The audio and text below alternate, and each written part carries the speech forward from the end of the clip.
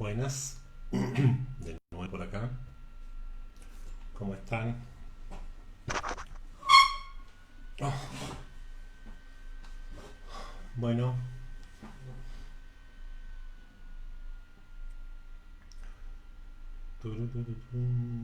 vamos a ir empezando cuando estemos listos. Cuando llegue alguien, lo vamos a estar esperando. ¿Cómo les va? Ahí vamos.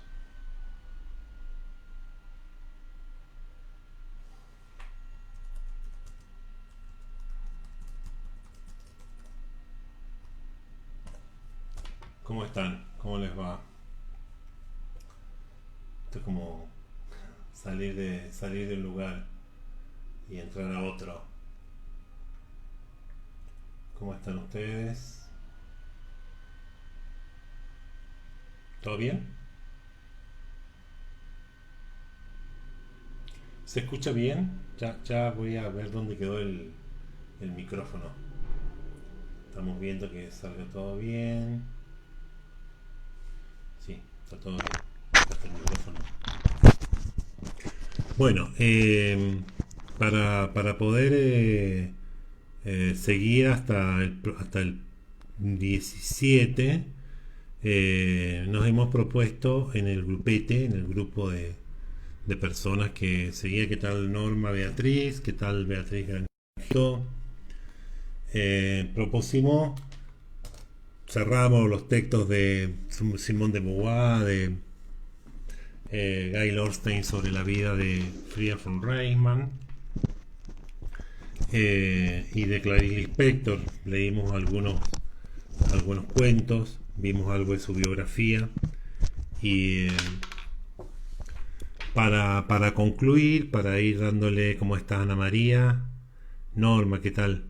Eh, Introdujimos un par de cuestiones que tienen que ver con Hermann Hesse, por allí, para que usted comprenda también por qué entra en juego Hermann Hesse, porque en Clarice Lispector es un personaje que tiene peso, que ella cita en varias ocasiones, lo mismo que algunos otros, y entonces decidimos leer una parte de Hermann Hesse, El lobo estepario, una parte del libro de Hermann Hesse, El lobo estepario. A mí me gustaría en este momento, en este rato que vamos a tener de encuentro, gracias Norma, contarles algo respecto de Hermann Hesse, para que también podamos conocer a un autor que todos leímos a lo mejor en algún momento cuando éramos muy jóvenes. Recordará Siddhartha, recordará El lobo estepario, recordará a Demian, seguramente alguna otra cosa.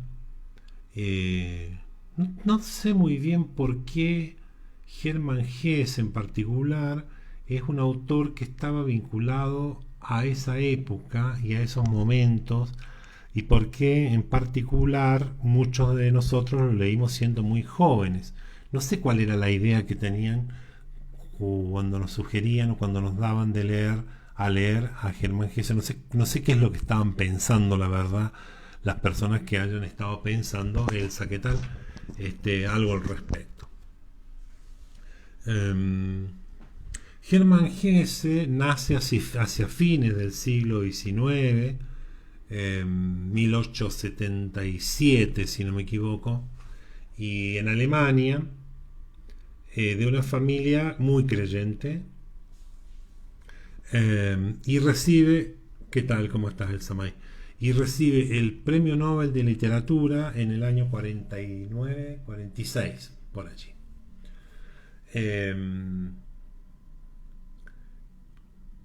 Va a participar, va a vivir obviamente entre guerras, muere en el 60 como a los 90 y tantos años, y ocurren algunas cuestiones que lo hacen particularmente llamativo, porque él recién es apreciado en su valor como escritor una vez que se ha muerto. Una vez que se muere, la mayoría de sus libros van a conocer varias reediciones, em, no goza de las simpatías de sus contemporáneos, no goza de las simpatías de sus contemporáneos porque ustedes saben que él se presenta para ser soldado en la Primera Guerra y por sus... sí, se hizo famoso entre los 60 y los 70, sí, sí. No solo en Argentina, sino en gran parte del mundo, aun cuando había sido un tipo que venía publicando muchas cosas. Pero, ¿qué ocurre? Que lo rechazan en el ejército porque por su debilidad física. Eh, por su debilidad física y porque había tenido durante su vida, incluso antes de que él fuera al ejército, de que se presentara voluntariamente, había tenido crisis nerviosas que le habían llevado en algunos casos a internarse, otras no, pero en algunos casos lo internaron. Eh, y una en particular está ligada, el padre de él, la familia de él, como ya dije, era muy creyente, y entonces el plan del padre de Hermann Hesse, el plan que tenía, era que él estudiara teología, y entonces lo envía a un monasterio desde donde él huye, alrededor de los 13, 15 años por allí, él huye porque no quiere estudiar teología.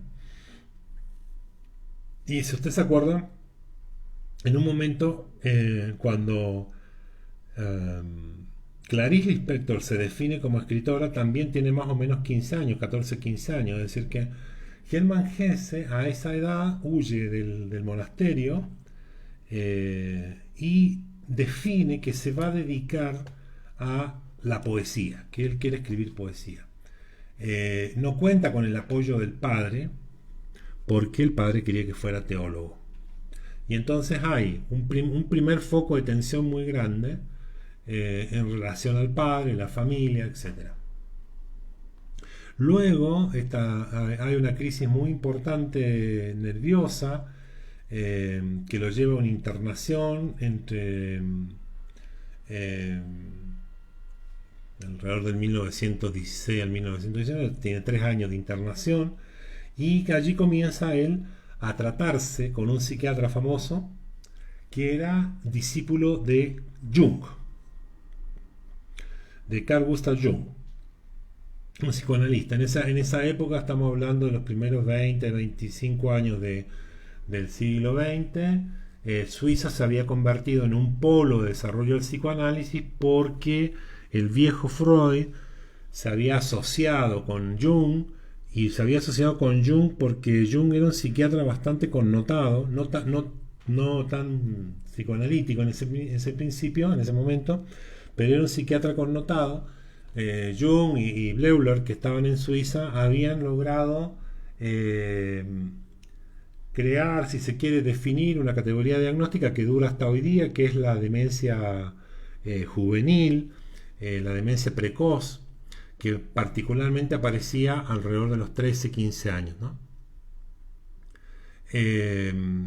Y esta categoría diagnóstica va a estar elaborada principalmente por Jung y un conjunto de psiquiatras que son colegas de él en la clínica donde trabajaba.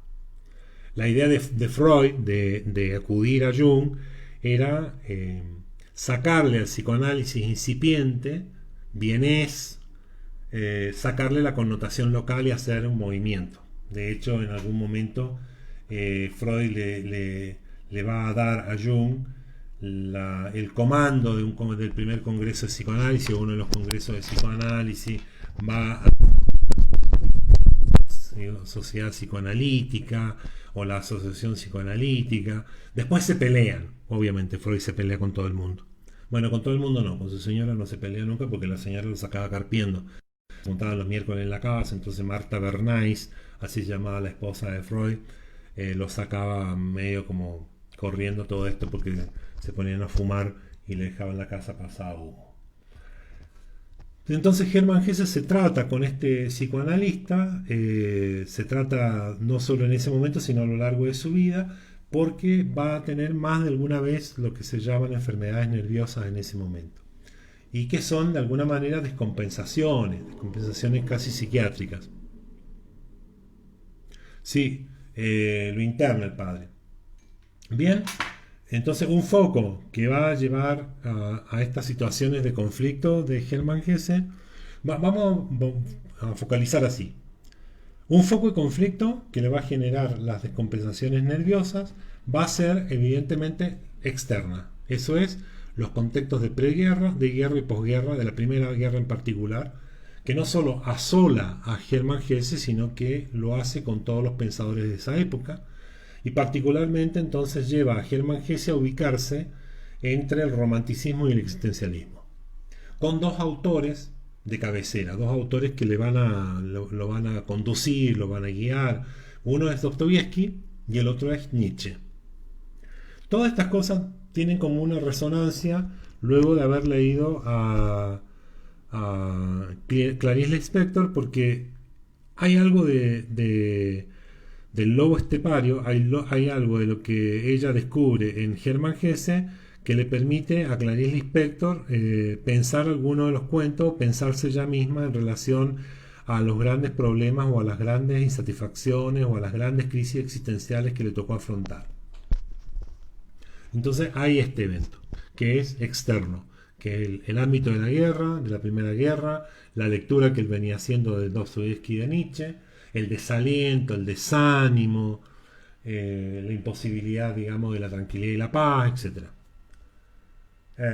Hay un segundo foco de conflicto, o un foco de tensión, que es Hermann Hesse se casa, tiene un hijo, Martín, y el niño en algún momento, por ahora no importa mucho las edades, después lo podemos precisar, tiene una enfermedad, se enferma alrededor de un año, muy delicadamente, y la madre, es decir, la que es la esposa de Hermann Hesse, enloquece, tiene un cuadro psiquiátrico agudo, una descompensación importante. Entonces todo este cuadro que va a estar dado por él primero, que viene de una serie de descompensaciones nerviosas, la enfermedad de su mujer y la enfermedad de su hijo, es el segundo gran bloque de conflictos, de tensiones que Hermann Hesse se va a ver, a la cual él se va a ver enfrentado. Y el tercero, evidentemente, tiene que ver con su familia, con el padre y la madre, porque ni el padre ni la madre querían que él se dedicara a la poesía o a la escritura. Entonces cuando se escapa de este monasterio que ya le había mencionado, es cuando él va a definir su, digámoslo así, su vocación, ¿no? Por otro lado, hay bastante documentación respecto de él llevaba un diario, así que va documentando lo que le va ocurriendo. Si usted se fija, por allí hay algunas similitudes entre la vida de Lispector, algunas similitudes, por lo menos temáticas, en respecto a la escritura, respecto a la vida, entre Hermann Hesse y Clarice Lispector. Bien. ¿Qué otra cosa es importante tener en cuenta? Que él va a definir su vida como importante la escritura. La escritura para Hermann Hesse va a ser una salvación. Él lo va a ver como una salvación. Lo va a ver como una salvación porque efectivamente es lo que le permite de alguna manera encontrar algunos soportes que no estaban al alcance humano, tanto en los eventos externos como familiares, y menos en lo que uno podría llamar la composición de su propia familia, ¿no? Que lo lleva de alguna manera a profundizar en algunos temas que vamos a mencionar de manera rápida. En el 1916 muere el padre, que parece ser un golpe importante, junto con lo que ya decíamos, la enfermedad del hijo y la enfermedad de la esposa. Y entonces lo que a lo que va a recurrir él para poder enfrentar estas situaciones va a ser la escritura.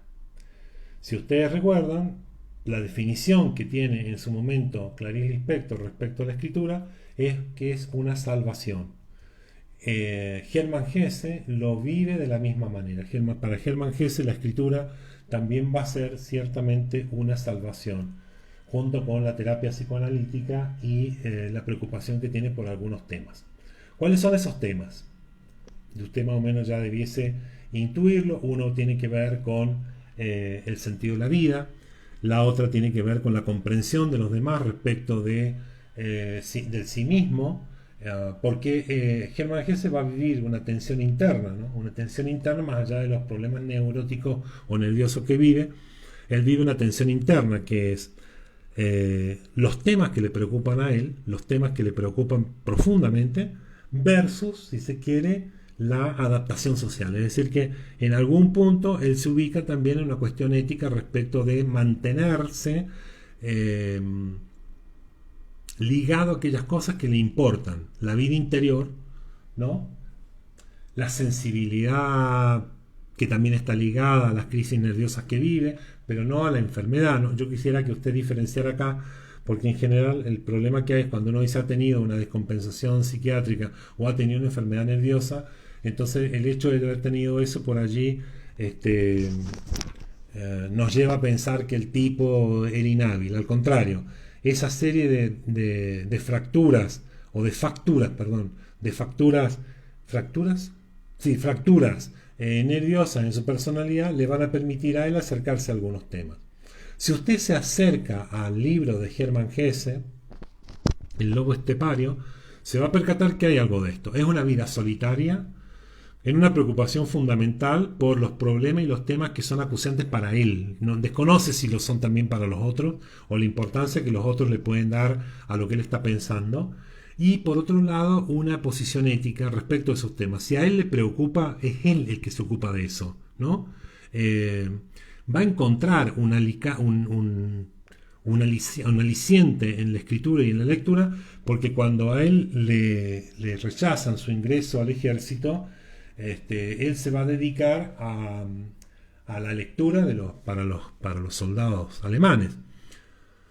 Entonces tiene una vinculación a la escritura, a la lectura, pero básicamente con el dolor humano, el abandono, la aceptación, porque incluso los amigos de él en determinado momento lo dejan muy solo, porque justamente él hace algo en los tiempos de guerra y posguerra, que es volverse un pacifista. Entonces firma una serie de documentos, firma una serie de proclamas en contra de la violencia.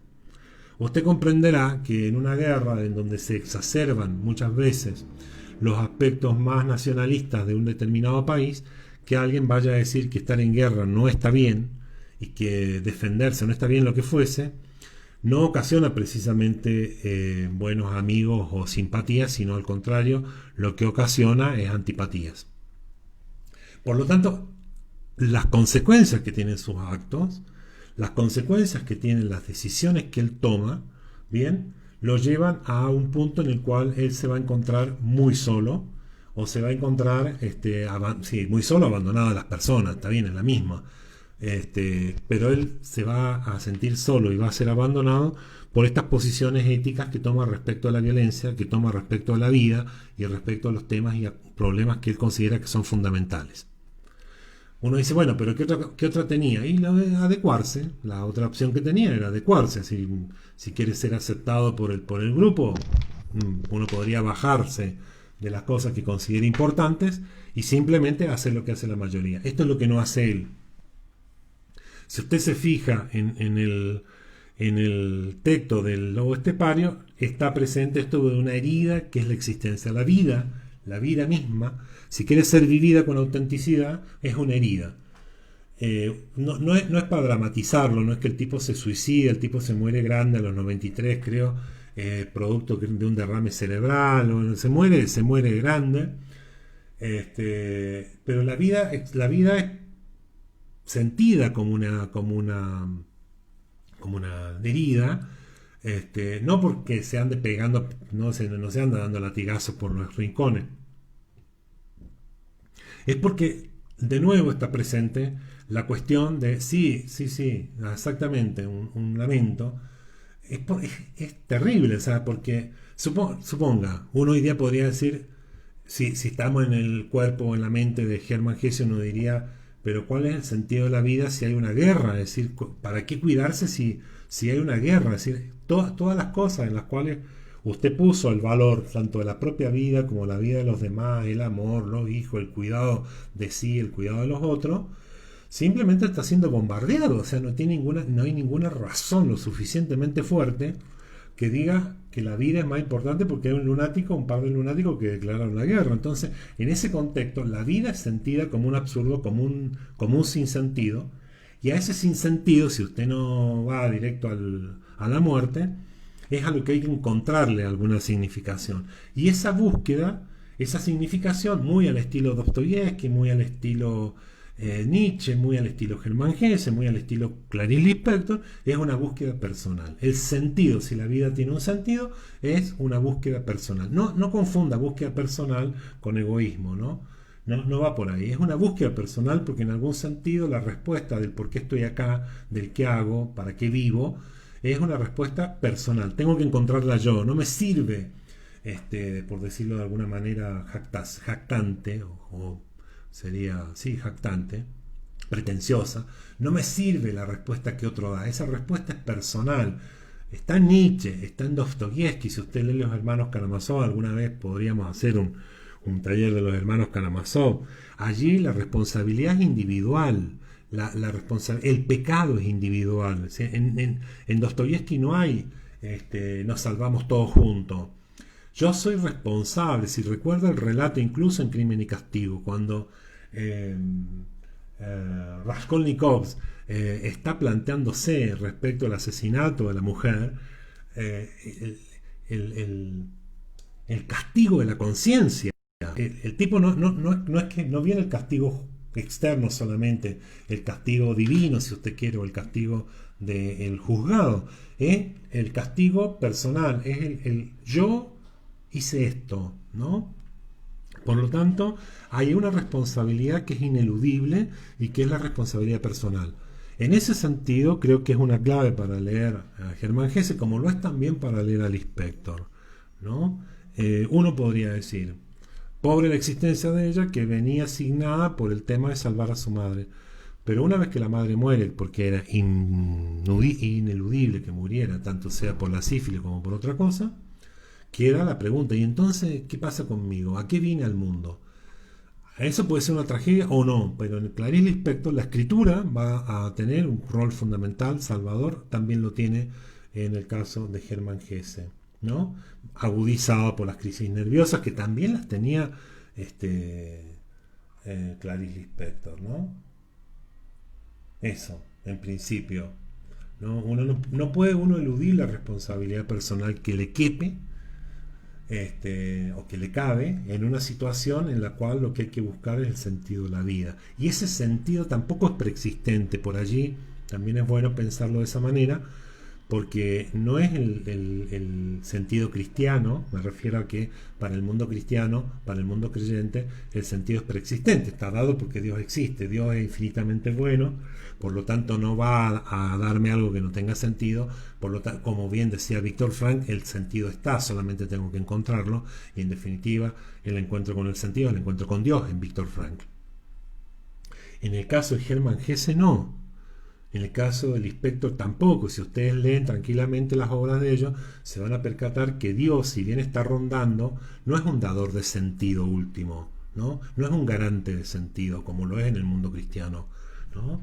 Está presente, pero es más bien una incógnita. Es si hay Dios, ¿por qué pasa esto? Es una pregunta que se dirige a Dios, sobre todo en el mundo judío. Eh, pero entonces lo que estamos viendo allí es una expresión, digamos, en relación a la búsqueda de un sentido que no pasa porque otro lo encuentre, sino por una búsqueda personal. Y eso es un camino al cual, si uno quisiera tener una existencia plena, no se puede renunciar. O sea, no tengo escapatoria. Eso es también lo que está presente en Germán Hesse. Si una vez que te percatas que el sentido de la vida es una búsqueda personal, cualquier cosa me distrae de eso, ¿no? Incluso el amor, incluso los hijos, incluso la pareja, etcétera, ¿no? Eso sí puede llevar en algunas personas con algunas fragilidades a un colapso nervioso.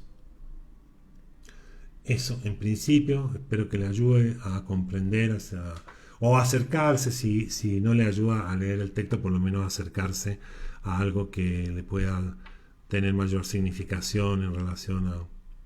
Sí, la modernidad, sí, sí, sí, totalmente. Porque la modernidad tiene eso, ¿no? Es farándula en el sentido, en algún sentido, cuando lo describen Germán Gess y compañía. Sí, yo no me atrevería a decir individualista en el caso de Germán Gesse, no, no me parece individualista. No es individualismo. No es el individualismo liberal inglés, digamos. No me parece, la verdad. Este, Creo que en el fondo la cuestión es si uno encuentra algo que le salve así, es capaz de salvar a otro. Es un poco la premisa que manejaba Freya von Reimann, ¿no? Si yo me salvo, salvo un mundo. Si uno se salva, me refiero a si uno le encuentra el gollete al sentido, le encuentra el sentido a la vida, también contagia de eso a otros, ¿no? Me parece que no me parece individualista, la verdad. Y si es individualista no me parece egoísta, me parece que lo que está haciendo es fundando eh, una cuestión que uno podría decir en principio y a ultranza, la primera fidelidad es consigo mismo. Yo no puedo escaparme de las responsabilidades que tengo respecto de las cosas que tengo que hacer, ¿no? Es como cuando usted dice, si no lo hago yo, no lo hace nadie. Bueno, eso es un eufemismo, a veces uno lo usa y lo que uno dice, si no lo hago yo, no lo hace nadie, puede hacerlo mucha gente. Pero lo que está diciéndole es otra cosa, ¿no? Si yo no hago esto por mí, que es en mí en donde se suscita, difícilmente alguien lo hará en mí, por mí, para aplacarlo. En ese sentido, creo que uno debe entender, o uno podría entender mejor, la herida de la existencia no como un drama, no como el tango, ¿no? Cuesta abajo en la rodada, sino como una pregunta. Hay un vacío sobre el cual hay que preguntarse algo. No está dado el sentido, tampoco está garantizado, pero creo que la actitud que hay allí en algunos existencialistas en particular es que aun cuando no hay sentido dado y aun cuando no está garantizado encontrarlo, la búsqueda de ese sentido es lo que motoriza una vida. Sí, totalmente. Sí, sí, un crítico. Sí, sí, un crítico. Sin duda que un crítico en la sociedad. Pero hay que bancarse, ¿no? Porque no es que critica el, perdón que diga esto, no es que critica el tipo de gobierno. El tipo está criticando una cuestión que va mucho más allá de las simples modalidades de vida que las personas pueden tener en uso, ¿no? Bien.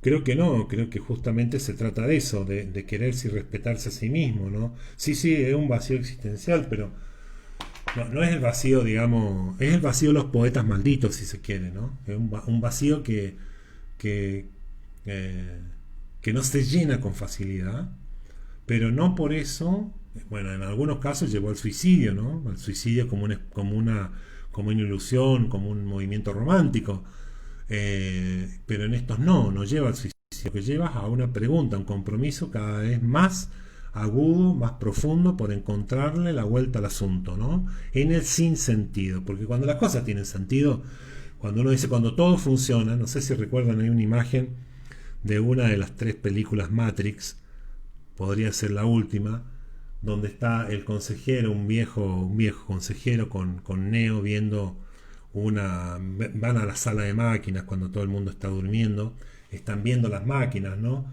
Y él dice, nadie se preocupa de esto porque funciona, ¿no? Y entonces probablemente muchos de nosotros no nos preocupamos del sentido de las cosas cuando las cosas están bien, cuando está todo bien, cuando funciona, cuando marcha.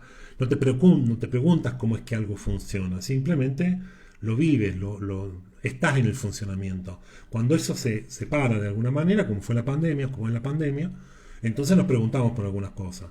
Nos dimos cuenta de lo efímero de la vida, nos dimos cuenta de la fragilidad de las relaciones, nos dimos cuenta de la necesidad de abrazarnos, tocarnos, besarnos y sentirnos con otro, nos dimos cuenta de la importancia de la plaza, nos dimos cuenta de la importancia de la libertad, de movernos, no movernos, etcétera, etcétera, etcétera. De la misma manera como nos dimos cuenta de eso, otros se dieron cuenta de cómo podían con eso generar molestias, digamos, ¿no? Entonces, de alguna manera, Cuando está funcionando no nos preocupamos, cuando deja de funcionar nos preocupamos. Y obviamente, a inicio del siglo, apenas empezó el siglo, en el XIV, hay una guerra. Y evidentemente eso pone en jaque todas las creencias que habían respecto de que la razón iba a imperar en el nuevo siglo. El iluminismo alemán. Bien. Claro, exactamente. La vida de los locos, los cuerdos, sí, totalmente. Sí, sí. Claro. Sí, sí. Sí, totalmente. Por supuesto. Por eso digo que no es una tragedia que llevaría al suicidio en el sentido de los que fueron los suicidios románticos, sino que lleva obviamente a un tipo de relación, a un tipo de lugar, porque hay cierta comodidad ahí, eso es también lo que está diciendo, ¿no? No es un sujeto que decide irse, no sé, al Congo a pensar en medio de la nada, no, no. Hay ciertos lugares que facilitan los pensamientos, ¿no? Tampoco sea muy ingenuo, ¿no? Es como, bueno, si usted va a disfrutar de una peli, tiene un sofá, se sienta, no se va a sentar a la plaza con el teléfono a ver la peli.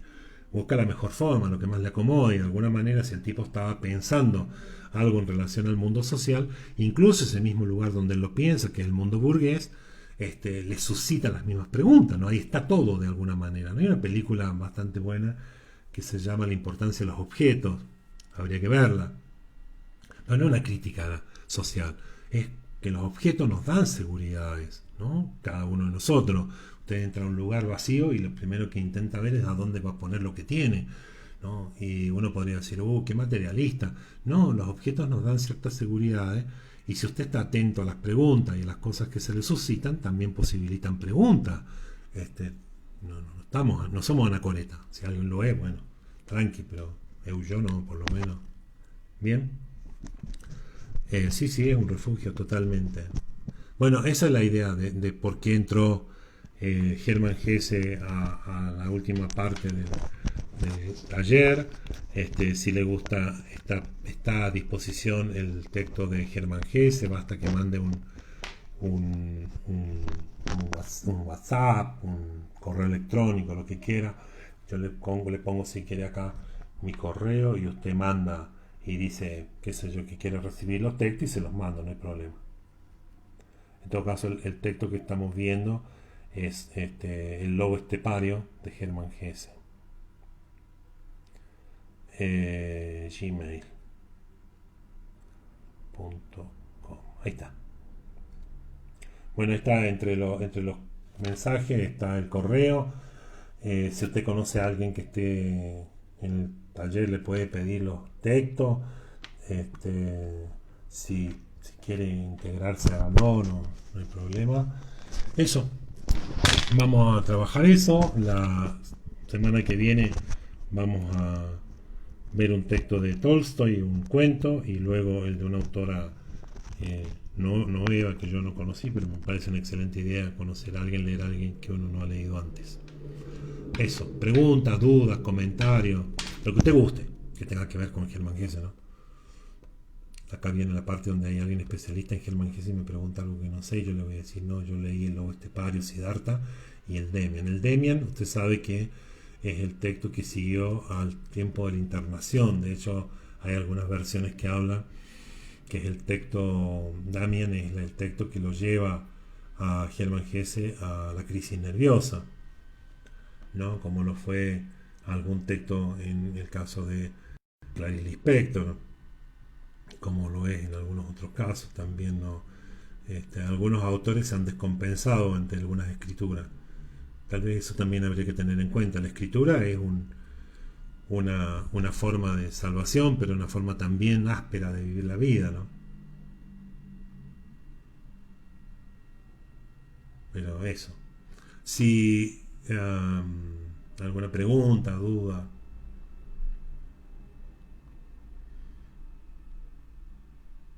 lo que guste.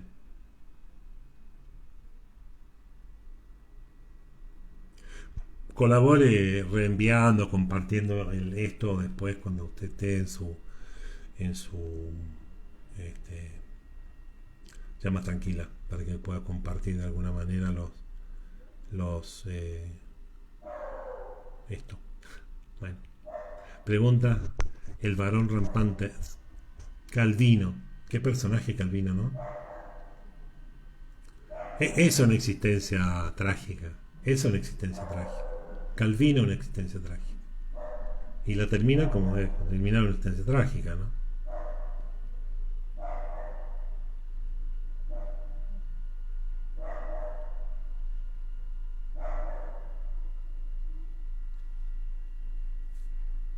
¿Dudas? ¿Preguntas? La que usted guste. ¿Alguna pregunta? ¿Algún comentario? Está el correo por si quieren hacer más preguntas.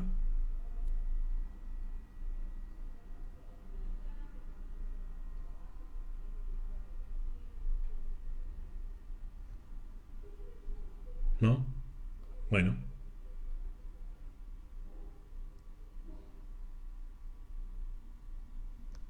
Eso sería todo. Eh,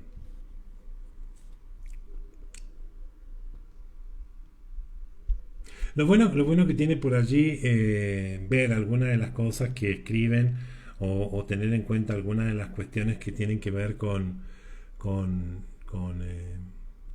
eh, con las historias de de los autores, es que por ahí se vuelven más legibles algunos de sus textos, ¿no? Es más fácil comprender algunas cosas de lo que escriben. Pero bueno, eso. Bien, espero que les haya servido. El texto de nuevo está a su disposición. Si quieren mandar un correito, mándelo. Yo les envío el logo estepario para que usted lo lea o lo vea. Y el próximo jueves a las 4:30, creo que es un texto de Tolstoy el que vamos a revisar. ¿Sí? Perdón, se me corta internet. Bueno, no me acuerdo mi clave de Gmail. Buenísimo. Bueno, eso. ¿Vale?